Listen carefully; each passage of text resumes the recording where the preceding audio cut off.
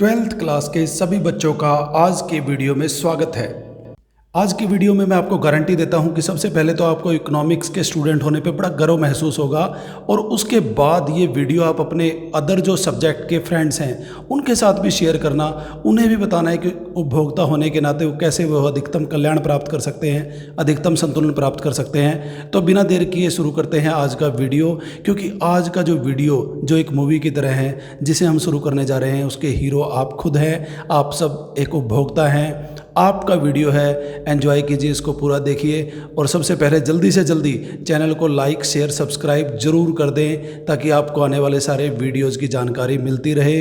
और ये वीडियो तो आप अपने अदर जो सब्जेक्ट के फ्रेंड्स हैं उनके साथ भी शेयर कर सकते हैं, उनको भी उनके संतुलन, उनके अधिकतम कल्याण के बारे में बता सकते हैं। तो जल्दी से जल्दी शुरू करते हैं आज का वीडियो। ये वीडियो हम 2 पार्ट्स में करेंगे।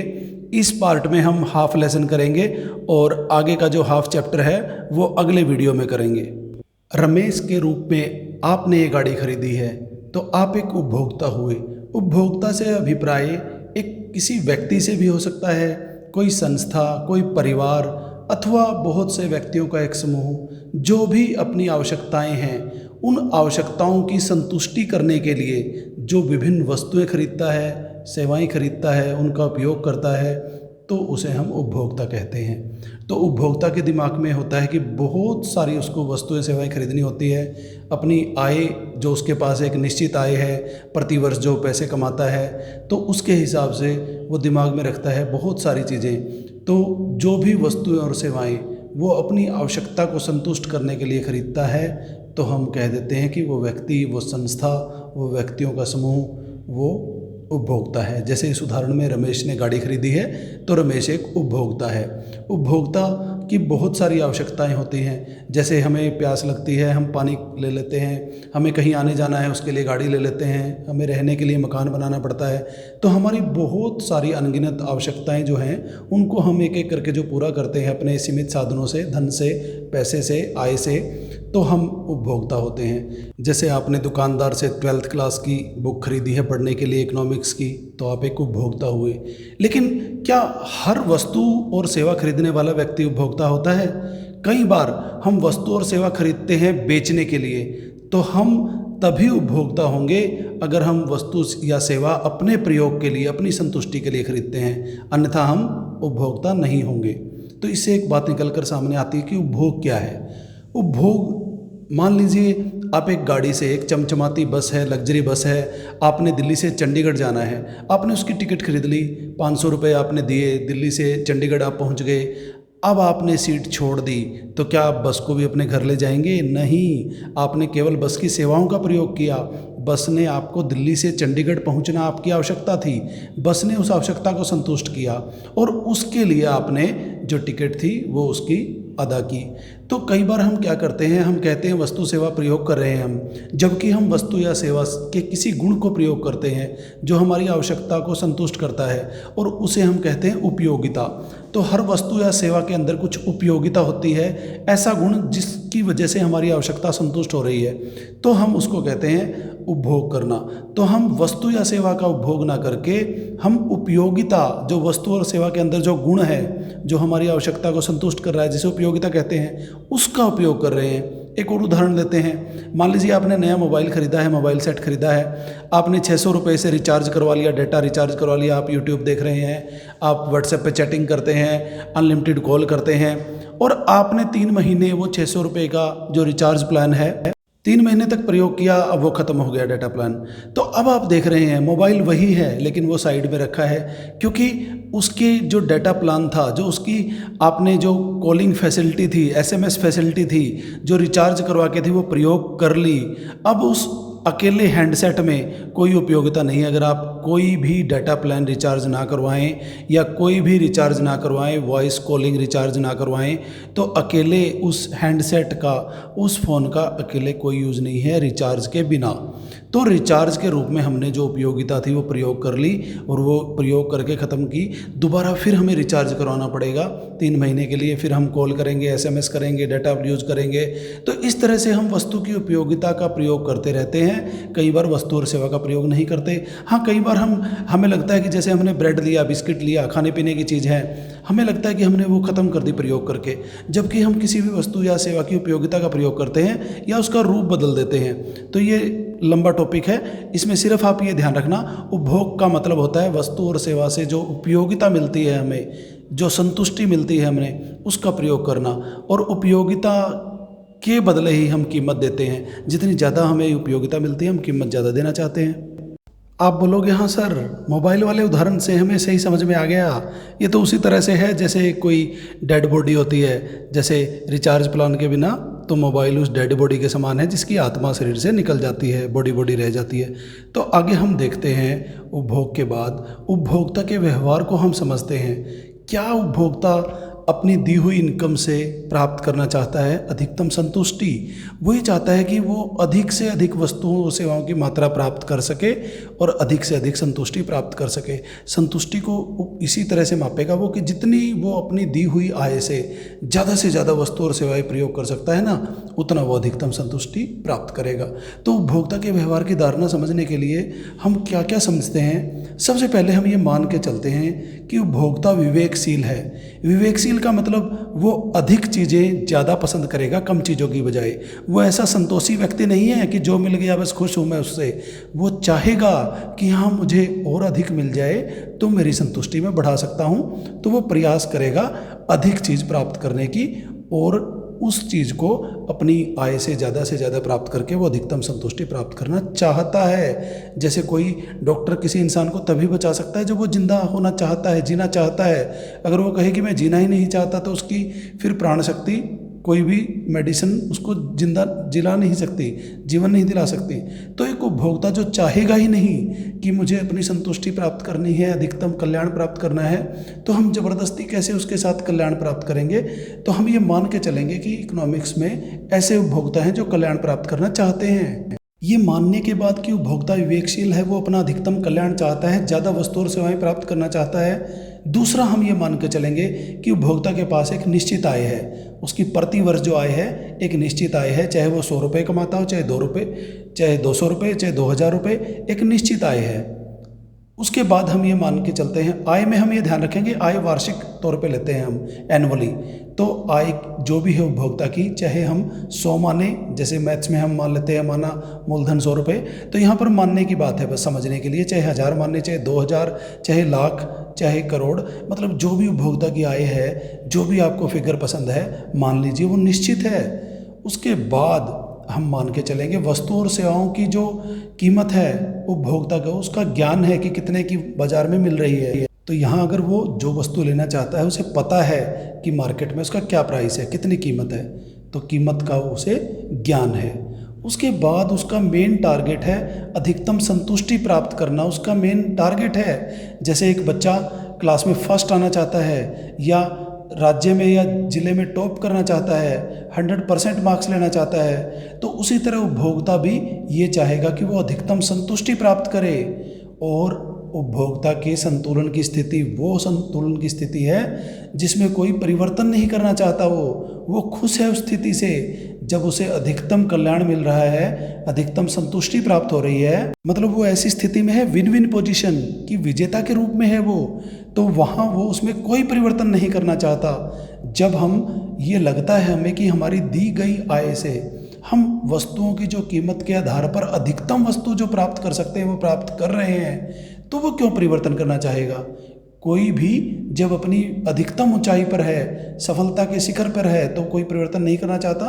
तो उपभोक्ता के पास जो आय है, उसका हथियार, जो वस्तु की कीमत है, उसके आधार पर वो ये चाहेगा कि मैं अपना मैक्सिमम बेस्ट पॉसिबल रिजल्ट कैसे प्राप्त कर सकता हूँ, अधिकतम संतुष्टि कैसे प्राप्त कर सकता हूँ। और एक समय जब ऐसा आएगा कि उसको अधिकतम संतुष्टि मिल रही है, दी हुई जो कीमत के रूप में जो चादर है वो जो ओढ़ कर जितने ज़्यादा से ज़्यादा वो पाँव पसार सकता है, तो वो अधिकतम संतुष्टि में है। क्योंकि आय अगर ज़्यादा होगी तो और ज़्यादा वो संतुष्टि कर सकता है प्राप्त। कार हम देखते हैं कि उपभोक्ता संतुलन में उसी स्थिति में होता है जब वो दी हुई आय से और वस्तुओं की कीमत जो दे रखी है वो होने पर अधिकतम वस्तुएं प्राप्त करके अधिकतम संतुष्टि प्राप्त करता है। यही उपभोक्ता के संतुलन की स्थिति है। ये स्थिति उपभोक्ता प्राप्त करना चाहेगा और पता कैसे चलेगा? अगर संतुलन की स्थिति उपभोक्ता को प्राप्त हो गई तो उसमें वो कोई परिवर्तन नहीं करना चाहेगा, वो कहेगा यस आई एम हैप्पी। तो ये वही स्थिति है जब उसे अधिकतम कल्याण मिल रहा है, अधिकतम संतुष्टि मिल रही है, अधिकतम अपना जो प्राप्त कर सकता है वो आय और कीमत दी होने पर। तो ये उपभोक्ता के व्यवहार की धारणा है। इसे हम मानेंगे कि ये विवेकशील उपभोक्ता है, अधिकतम अपना कल्याण प्राप्त कर सकता है। तो आप अपने अन्य मित्र जो अन्य विषय पढ़ते हैं, जिनको इकोनॉमिक्स का नहीं पता ज्ञान, उनको भी बता सकते हो कि आपका टारगेट अधिकतम संतुष्टि प्राप्त करना है।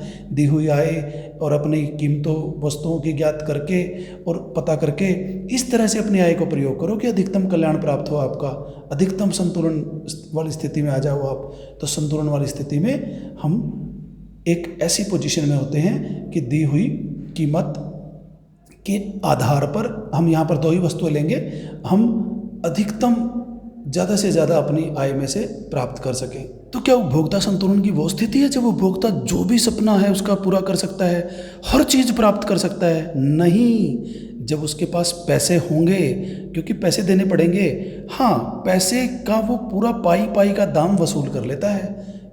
तो इस तरह से हम देखते हैं कि उपभोक्ता के पास बजट होना चाहिए, पहले पैसे होने चाहिए, तभी वो चीज़, तो पैसे मतलब आय। तो उपभोक्ता के बजट से अभिप्राय है कि उपभोक्ता की एक दी हुई निश्चित आय होनी चाहिए। हम यहाँ मान लेते हैं कि उपभोक्ता की आय 60 रुपये है। तो उदाहरण के लिए, सिंप्लिसिटी के लिए, सामान्यतः समझने के लिए, तो उपभोक्ता अगर 60 रुपये कमाता है तो उपभोक्ता की आय है, जो बजट है वो 60 रुपये है। अब जेब में 60 रुपये है तो क्या वो 100 रुपये खर्च कर सकता है? नहीं, ये उपभोक्ता का बजट है। जैसे आपकी जो चादर आप ओढ़ रहे हैं, अगर वो 5 फीट की है तो 6 फीट का आदमी उसको नहीं ओढ़ पाएगा। तो यहाँ पर हम देख रहे हैं कि जो बजट है, मतलब उसके पास जो पैसे हैं उससे ज़्यादा वो कैसे खर्च करेगा। हाँ, उसी को कैसे बेहतर ढंग से खर्च करना है, ये उपभोक्ता का उद्देश्य है। उपभोक्ता का उद्देश्य है कि इस 60 रुपये से अधिकतम कल्याण कैसे प्राप्त कर सके। जैसे किसी के पास ज़िंदगी जीने के लिए 10 साल है ना, तो वो 10 सालों में बेस्ट ज़िंदगी कैसे जी सके। किसी के पास अगर 50 वर्ष है तो 50 में कैसे। तो इकोनॉमिक्स ये नहीं कहता कि हम उसको ज़िंदगी जीने के लिए वर्ष बढ़ा देंगे, नहीं, हम ये बता देंगे कि बेहतर कैसे जिया जा सकता है। तो इस 60 रुपये में अधिकतम कल्याण कैसे प्राप्त कर सके उपभोक्ता, ये बताते हैं हम। मान लीजिए उपभोक्ता को 2 वस्तुएं खरीदनी है, सेब खरीदना है और संतरा। हम सिंप्लिसिटी ले लेते हैं, फ्रूट्स हेल्दी हैं खाने के लिए, तो हम फ्रूट्स का उदाहरण ले लेते हैं। कोरोना में हम इम्यूनिटी बढ़ाएंगे फ्रूट्स खाकर, तो विटामिन सी भी मिलेंगे हमें और विटामिन ए बी भी मिलेंगे। तो हम देखते हैं कि सेब और संतरा 2 चीज़ ले सकते हैं, 2 विभिन्न वस्तुएं खरीद सकता है उपभोक्ता। अब कैसे खरीदेगा? तो सबसे पहले हम देखेंगे उपभोक्ता के पास 60 रुपये हैं, 60 रुपये की खरीद सकता है दोनों चीज़ें। अब हम मान लेते हैं कि संतरा 1 रुपये का एक आता है और सेब 2 रुपये का एक आता है। तो अब आप छोटा सा मैथ्स लगाकर हम हिसाब लगाते हैं कि 2 वस्तुओं को कितनी कितनी मात्रा उपभोक्ता प्राप्त कर सकता है जब उसके पास 60 रुपये हैं। अगर संतरा 1 रुपये का आता है तो 60 संतरे प्राप्त कर सकता है, सीधी सी बात है। और सेब 2 रुपये का आता है तो 30 सेब प्राप्त कर सकता है। तो इसका मतलब क्या हुआ कि 1 रुपये जब कीमत है संतरे की तो वो 60 संतरे प्राप्त करेगा। और 1 रुपये का एक आता है, 60 रुपये के 60। सेब 2 रुपये का एक आता है तो 30 सेब मिल सकते हैं उपभोक्ता को। अब वो अगर चाहे कि मुझे ज़्यादा मिल जाए, इससे भी सेब भी मुझे जो 30 हैं उससे ज़्यादा मिल जाए, संतरा भी 60 से ज़्यादा, ऐसा नहीं हो सकता। क्यों? क्योंकि उसके पास 60 रुपये हैं, उसको अगली बार ज़्यादा मेहनत करनी पड़ेगी, पैसे ज़्यादा कमाने पड़ेंगे, फिर वो दोनों की ज़्यादा मात्रा ले सकता है। लेकिन अब हम उसको ये समझाएंगे कि आप कैसे कैसे वस्तुओं की मात्रा लें कि उसे अधिकतम कल्याण प्राप्त हो। तो हम उसको समझाएंगे कि आपकी जेब में 60 रुपये हैं, संतरा 1 रुपये का आता है, सेब 2 रुपये का आता है। तो आप ऐसे कुछ अपनी तालिका बनाइए, बजट समूह बनाइए। तो बजट समूह क्या है? जो हमें बताता है कि दी हुई आय में से और वस्तु की कीमत जब दे रखी है तो उपभोक्ता 2 वस्तुओं की कितनी कितनी मात्रा खरीद सकता है। तो अगर वो सारे के सारे पैसे एक वस्तु पर खर्च करे, वस्तु 2 पर, तो वो 60 इकाई ले सकता है जो कि संतरा है। जबकि सेब उसके पास एक भी नहीं है। क्यों? क्योंकि 60 के 60 रुपये संतरे पर खर्च कर दिए, 60 संतरे मिल गए। लेकिन अगर वो सोचे कि नहीं, मुझे थोड़े से पैसे सेब पर भी खर्च करने, मुझे सेब भी चाहिए, तो हम देख लेते हैं एक चित्र में प्रस्तुति। हम ये मान के चलते हैं कि दो वस्तुएं उसको लेनी है, सेब और संतरा, या फिर एक ही। तो जब उसने सारे के सारे 60 के 60 रुपये संतरे पे लगाए तो संतरे 60 मिल सकते हैं उसको, सेब एक भी नहीं मिलेगा। फिर वो सोचे कि हाँ, मैं ना संतरे 40 खरीद लूँ, तो कितने पैसे बच गए उसके पास? 20 रुपये बच गए। 20 रुपये के कितने सेब आएंगे? 10, क्योंकि 2 रुपये का एक सेब आता है। इसी तरह अगर वो सोचे कि मैं 20 रुपये खर्च कर देता हूँ संतरे पर, तो कितने बच गए उसके पास? बाकी 40। तो इस तरह से उसने 40 में 20 सेब खरीद सकता है। और अगर सारे के सारे पैसे सेब पर खर्च करे तो सेब 30 खरीद सकता है। उस अवस्था में संतरा एक भी नहीं मिलेगा, क्योंकि सारे के सारे पैसे उसने सेब पर खर्च कर दिए। तो 2 रुपये के हिसाब से अधिकतम सेब मिल सकता है उसको 30, और 1 रुपये के हिसाब से संतरा उसको मिल सकता है 60। तो ये उपभोक्ता की सिचुएशन है। हम अब उसको इस स्थिति में बता सकते हैं कि भाई 30 तुझे सेब मिल सकते हैं ज़्यादा से ज़्यादा, और 60 संतरे। तो ये तेरा अधिकतम 2 वस्तुओं की मात्रा है, ये तेरी संतुष्टि है। इससे कम प्राप्त करेगा तो तेरी संतुष्टि नहीं है, तेरा संतुलन नहीं है, तेरा कल्याण नहीं है। इससे ज़्यादा तू प्राप्त करेगा तो तुझे आय ज़्यादा चाहिए, या फिर वस्तुओं की कीमत कम हो जाए तब तू ज़्यादा प्राप्त कर सकता है। ये 2 कंडीशन में से एक कंडीशन होनी चाहिए। अब उपभोक्ता मान जाता है कि हाँ, 60 रुपये है मेरे पास, तो 60 संतरे ले सकता हूँ मैं, या मैं 30 सेब ले सकता हूँ। अब उसको देखना है, या बीच के किसी कम्बिनेशन के हिसाब से वो बीच का फर्स्ट कम्बिनेशन जो बनता है, पहला जो संयोग कि 0 सेब और 60 संतरे। फिर वो सोचे कि नहीं नहीं, मुझे थोड़ा सेब भी चाहिए, तो दूसरा क्या कर सकता है वो दूसरे कम्बिनेशन में अगर ये चाहता है कि मैं संतरे थोड़े कम कर दूं और 40 रुपये अगर मैं संतरे पे खर्च कर दूं, तो उसके पास बच गए 20 रुपये। तो 20 रुपये के वो 10 सेब प्राप्त कर सकता है अगर वो 40 संतरे ले तो हम उसको बता सकते हैं, बता भाई तुझे 60 संतरे चाहिए तो 0 सेब मिलेगा, अगर तुझे 40 संतरे चाहिए तो 20 रुपये तेरे बच गए, 10 सेब तू खरीद सकता है। अब ये उपभोक्ता को सोचना है, क्योंकि दोनों कम्बिनेशन उसको समान संतुष्टि दे रहे हैं, चाहे वो ए कम्बिनेशन चूज करे या चाहे बी। क्यों? क्योंकि रुपये तो 60 ही खर्च हो रहे हैं। अभी उस पर डिपेंड करता है कि उसको संतरे ज़्यादा पसंद है या सेब ज़्यादा पसंद है। अगर उसको दोनों मात्रा चाहिए तो वो 40 संतरे लेके 20 सेब ले सकता है, 10 सेब ले सकता है। फिर वो कहता है नहीं, मुझे थोड़े से ना सेब ज़्यादा चाहिए, तो हम कहेंगे चल तो ऐसा कर, 20 रुपये संतरे पे खर्च कर दे। अब तेरे पास बच गए 40 रुपये, 40 रुपये के 20 सेब आ जाएंगे। तो अब ये भी तुझे हो सकता है कि अगर 20 सेब चाहिए तो 20 संतरे में काम चलाना पड़ेगा। तो उपभोक्ता कहेगा नहीं, मुझे तो सेब थोड़े और ज़्यादा चाहिए। तो फिर हम कहेंगे तू ऐसा कर, 60 के 60 रुपये तू सेब पे खर्च कर दे, तुझे ज़्यादा से ज़्यादा सेब मिल सकते हैं 30। 2 रुपये का एक सेब आता है ना, तो तुझे 60 के 60 रुपये तेरे पास सारे खर्च कर दिए, तुझे 30 सेब मिल जाएंगे। लेकिन तुझे संतरा एक भी नहीं मिलेगा, संतरा नहीं मिलेगा, विटामिन सी नहीं मिलेगा, हाँ दूसरे विटामिन तुझे मिल जाएंगे। तो अब ये उपभोक्ता को देखना है कि उसे पूरे के पूरे 60 संतरे चाहिए या एक भी नहीं चाहिए, उसे सारे के सारे 30 सेब चाहिए या एक भी सेब नहीं चाहिए, या फिर 10-40 वाला कम्बिनेशन, 10 सेब और 40 संतरे।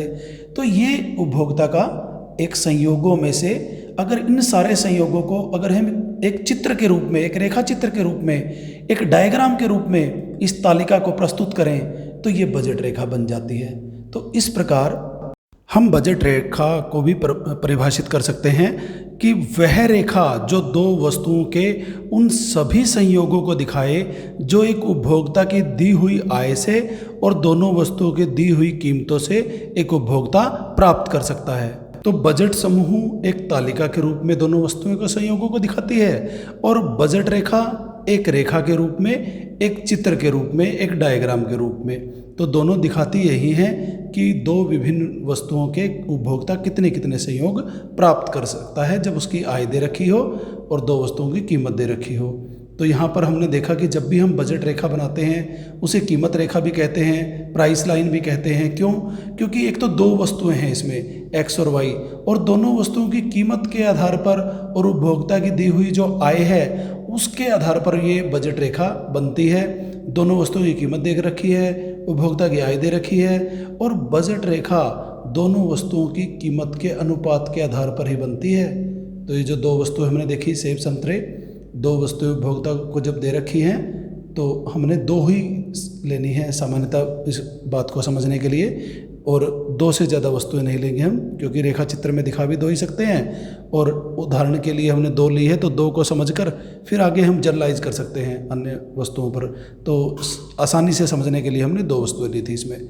तो बजट रेखा दो वस्तुओं को, विभिन्न संयोगों को रेखा चित्र के रूप में दिखा रही है। तो हमने देखा यहाँ पर दो वस्तुओं की कीमतें भी दे रखी है और उपभोक्ता की आय भी दे रखी है।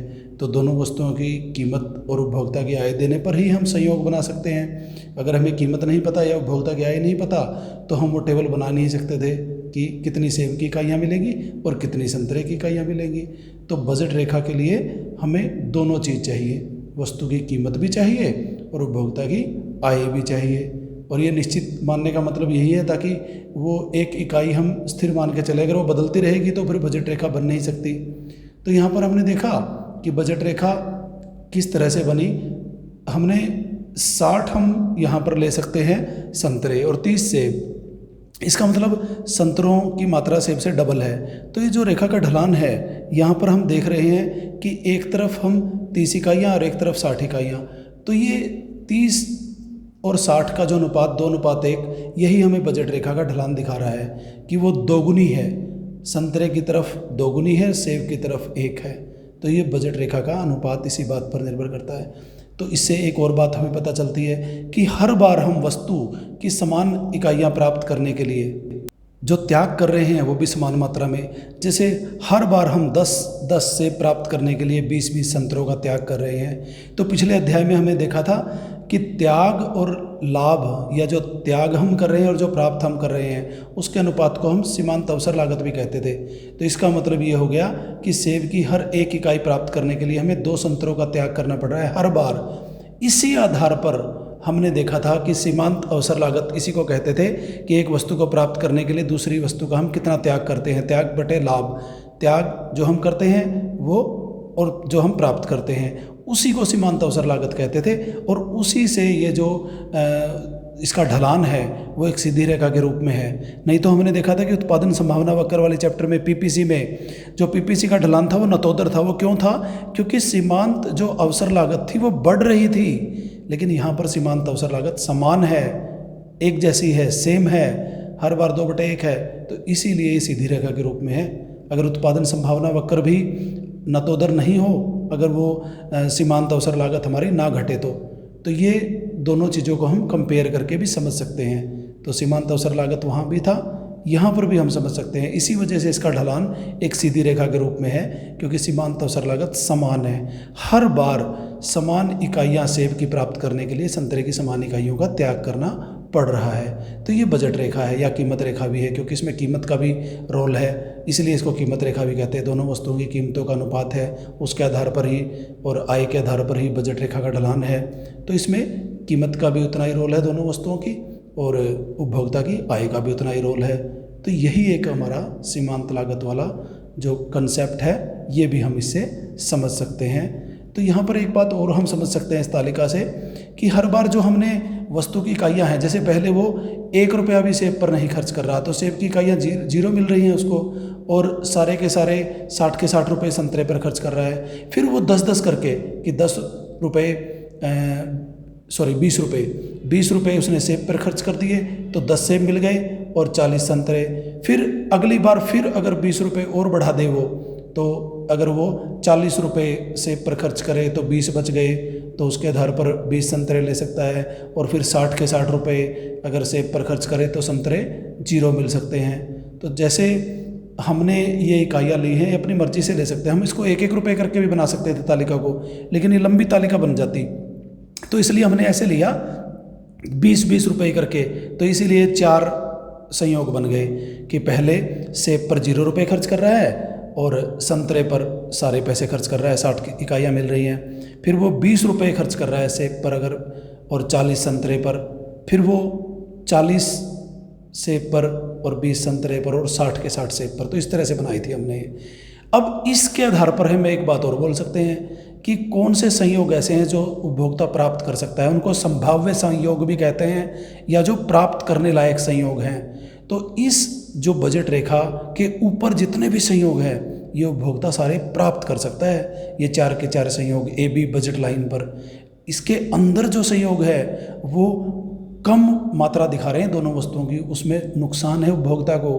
तो जो AB लाइन के ऊपर जितने भी संयोग हैं इसमें उपभोक्ता को फ़ायदा है, ये सारे प्राप्त करे जा सकते हैं। जो ये ब्लू हमारा एरिया दिखा रहे हैं हम, ये सारे प्राप्त करने योग्य संयोग हैं। और जो ग्रीन एरिया है ये सारे अप्राप्त हैं, ये सारे क्योंकि बजट से बाहर हैं।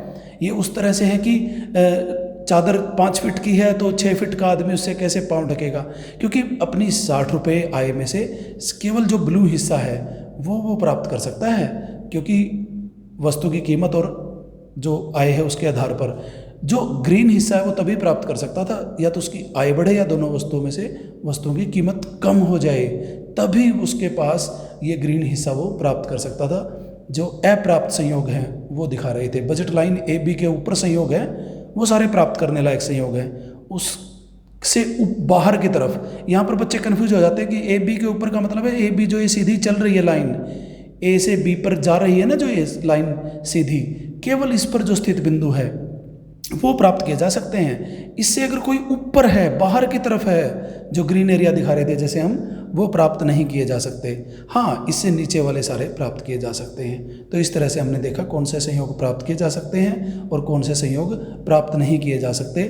जो हमारी रेंज से बाहर है, जैसे इस चित्र में हम देख रहे हैं कि वो हाथ नहीं पहुँच रहा उसका फ्रूट की तरफ, तो क्यों? क्योंकि वो उसकी रेंज से ऊपर है। या तो वो नीचे कोई पटरी रखनी पड़ेगी, नीचे कुछ और सामान रखना पड़ेगा, कुछ सीढ़ी लगानी पड़ेगी, जब जाके वो तोड़ सकता है। तो इसी तरह से उपभोक्ता को या तो आय बढ़ानी पड़ेगी या दोनों वस्तुओं में से वस्तुओं की कीमत घटे, जब जाके वो प्राप्त कर सकता है, नहीं तो उसकी पहुंच से बाहर हैं।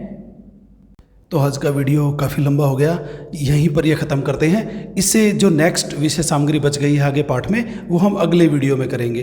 तो सबसे पहले जाते जाते दोबारा फिर कह रहा हूँ मैं कि वीडियो को लाइक शेयर सब्सक्राइब ज़रूर करें, क्योंकि आपको नहीं पता कि ये बनाने में कितना समय लगता है और आपके लिए कितना हमें बहुत वैरायटीज़ में क्रिएट करनी पड़ती हैं। तो आपका उसमें सिर्फ 1 सेकंड लगना है।